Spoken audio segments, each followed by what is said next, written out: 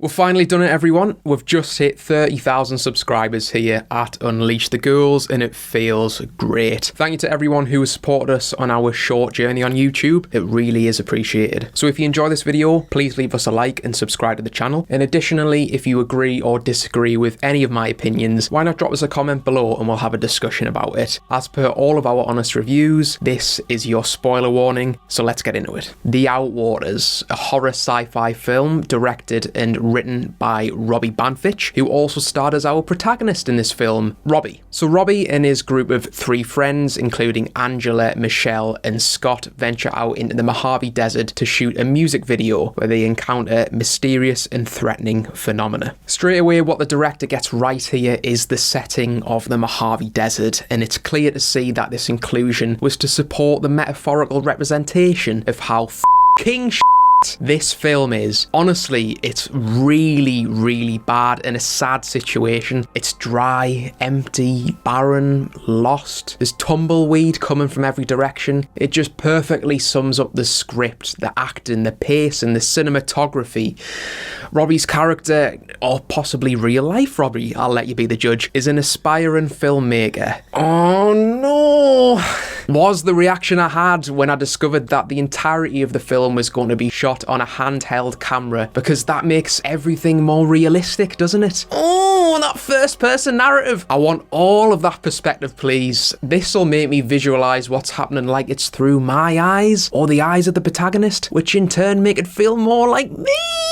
No, this has just been done so many times. Okay, I get that options are limited when you have budget constraints, but this style of filmmaking, it's just been flogged to death. It's been done over and over across decades now. The Blair Witch Project, Paranormal Activity, Cloverfield, The Visit, which I've covered recently, is a nightmare fuel, and that's just to name a few. I just knew that I was in for a bumpy ride after the first 5 minutes. Straight away, you've got the obligatory randomly filmed segment with one of the protagonists doing something completely stupid in the mirror in the name of character building. And I don't know about you, but I just find a lot of poorly scripted handheld films just end up being convoluted, long-winded and quite frustrating in terms of pacing. But The Outwaters just takes this to a whole new level, and I've got absolutely no idea why they decided to blow this film out to 1 hour and 50 minutes of runtime. It could have been shot realistically in about 45 minutes, but no, we've got to surpass that feature length threshold. Who films absolutely everything that they do in their day? Playing with chandeliers, for example, for the absolute banter of it. There's just no need for these types of scenes. It makes the whole experience drawn out and padded and completely unnecessary. I found myself staring at the scenery in more shots, admiring the Mojave horizon. The way the sun strikes the edge of the rock face contrasted with the backdrop of the tree line adjacent to the bright blue sky of this remote setting, and I had some great times playing Fallout New Vegas. And then there's just some brainless spinning round in circles, throwing rocks into the middle of the road. I wasn't a fan of the aggressive jump cuts that just made the whole thing really difficult to endure. We go from a scene where Robbie is travelling in a car, staring at himself in the mirror because nothing screams louder than "I'm a qualified videographer for music production" than looking in your side mirror whilst you're travelling through the Undertaker's back garden. We then go to his mum blowing out candles on a birthday cake, and then all of a sudden he's on a plane. The first section of the film just mainly consists of a cluster of random shots that have been mashed together to service little to no purpose whatsoever. Another example is the obligatory "I'm in a really remote part of the world, so I better film a bird flying around in the sky," and at this point I was wondering if I was accidentally watching the extended cut. But the scapegoat for this is always going to be Robbie's supposed to be an amateur in this, an aspiring filmmaker, which means he has to capture loads of stupid things for no reason at all. He's like a child who's just got a new camera at Christmas, not a future professional. Moreover, the sound design makes no sense either in certain sections. When they're driving in the car, there's a choir that's singing.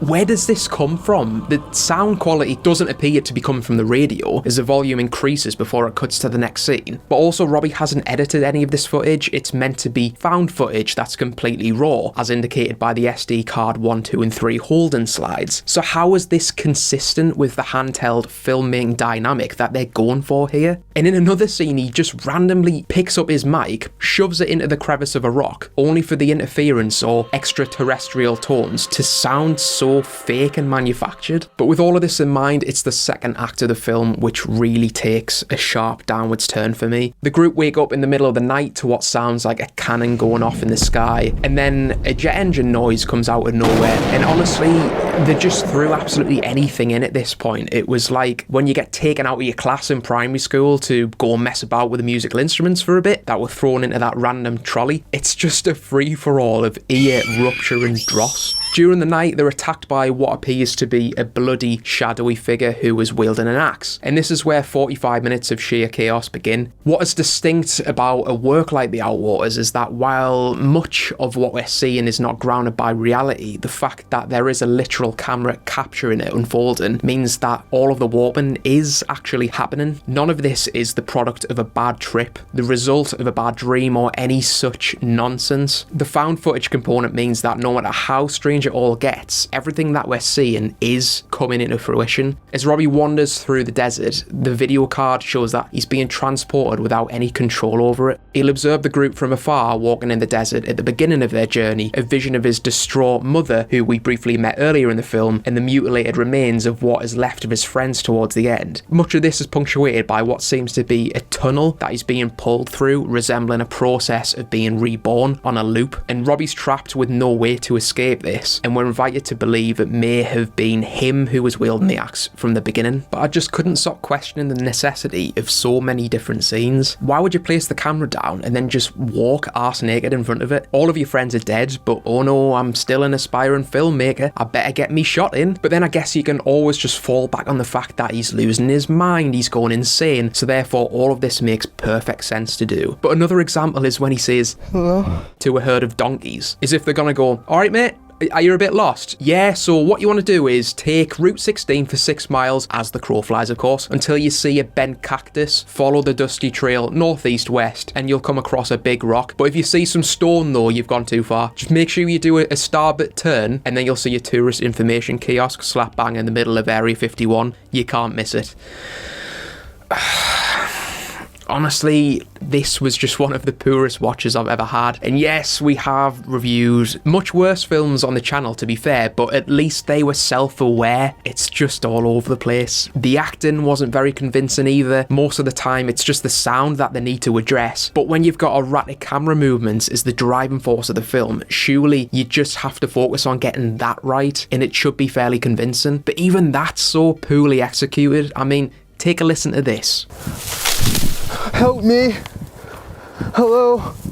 The following day and night cycle seems to illustrate that Robbie's trapped in some sort of tortuous, inescapable purgatory, but ultimately it's still left up to the viewer's interpretation. But what I don't understand is, as a filmmaker, can you look at this in post-production and think, yeah, we've absolutely nailed it here, guys. This is fantastic. This has been worth making, and the audience are absolutely going to love it. This is something that someone in school would come up with in their creative writing assignment, where they've only got a few weeks to think of a concept and produce the final product. I always give credit where it's due though. I'm definitely not an overly harsh critic of the films and series that I review, and I always look for the positives in everything, but in my opinion, the plot was just absolutely shocking, and I'm more annoyed that I won't get back the time I spent watching this. In the final act though, there were some elements of extreme gore, and the prosthetics that were used were honestly quite convincing. Michelle, the girl who was shot in the music video, had her head put on a spike, and Robbie was walking around with his intestines hanging out everywhere, and he also decided to make a eunuch of himself. It's all very graphic in nature, but this did, I guess, fit with the overall psychotic turn that Robbie's character had. But overall, I just could not connect with this whatsoever. I'm normally a sucker for metaphors, hidden messages, and clever implementations that justify why certain scenes make it into the final cut, but it's just a complete mess in its final delivery, and sadly, I don't recommend anyone who hasn't seen this to spend your valuable time watching it. So as always, these are just one man's individual thoughts and feelings. Let me know down in the comments if you agree or not. I've been your host, Hugh from Unleash the Ghouls, and I'll see you next time for another honest review.